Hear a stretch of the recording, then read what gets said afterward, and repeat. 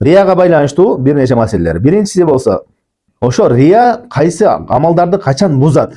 Бир амал кыла турган болсо, рия кошулган болсо, ошо амалдар качан бузулат дегенде, алымдар ушундай бөлүшөт. Биринчи деңгээли, биринчиси рияль махид деп коет. Рияль махид деген бир амалды кылуусуна башынан аягына чейин түрткү болгон нерсе бир гана элдин мактоосу үчүн болду. Ал ибадат кылып атат.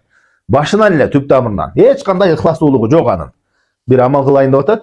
Эмнеге? Ушу адамдар мактасын, ушундай кадыр баракка жетейин деген максатта кылып аткан болсо, бир амалдын башынан аягына чейин ушундай кылган болсо, эч кандай дүйнөлүк максатты көздөгөн, акыреттик максатты, соопту, Аллахтын ыраазылыгын көздөгөн жок. Не турду азыр ушул жерде ушул амалды кылып койсом, мындай элдин алдында мындай болом, мындай авторитет болуп калам, мындай деп ойлоп калышат деп, башынан аягына чейин ушундай кылган болсо.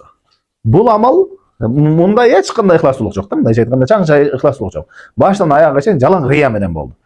Бул амал жараксыз экендиги жана чоң күнөө экендиги талайсыз, мындай кылган болсо. Бирок ушундай амал мусулман адамдан болобу, болбойбу? Мусулман адам ушундай амал кылышы мүмкүнбү, мүмкүн эмеспи деген алымдардын арасында талаш бар. Мисалы үчүн бир адам туруп намаз окуйын, азыр мына жерде 2 рекет намаз окуп коеюнчу, адамдар мени көрүп мындай десин деп башынан намазды ошол үчүн акырыга чейин ушинтип окуган мусулман адам ушундай кылабы, кылбайбы деген талаш бар. Кээ бир алымдар айтат, мусулман адам мындай кылышы мүмкүн эмес депчи. Кээ бир адамдар айтат, кээ бир алымдар айтышат, мусулман адам мындай амалдарды жашыруун ибадаттарда кылышы мүмкүн эмес. Мындай мутаади эмес, өзүнө чектелген ибадаттарды кылышы мүмкүн эмес. Мисалы үчүн орозо кармоосуну, намаз окуусуну, ушундай ибадаттарды мындай максатта кылуу мүмкүн эмес, элестетүү мүмкүн эмес дейт да мусулман адамдар.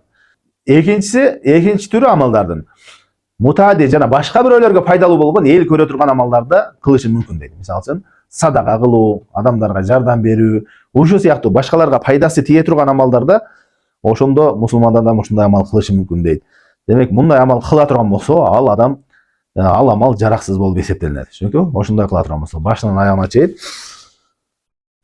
баштаганда эле ошо рия үчүн баштаган болсо, демек бул ушундай кыла турган болсо, бул дагы жараксыз. Эгерде адамдар үчүн, ошо мактоо үчүн, рия үчүн гана кайсы бир амалды кыла турган болсо, анда ал амал үчүн эч кандай сооп жок, ал амал жараксыз. Тескерисинче ал күнөө болот. Жана хадисте эскерилгендей эле.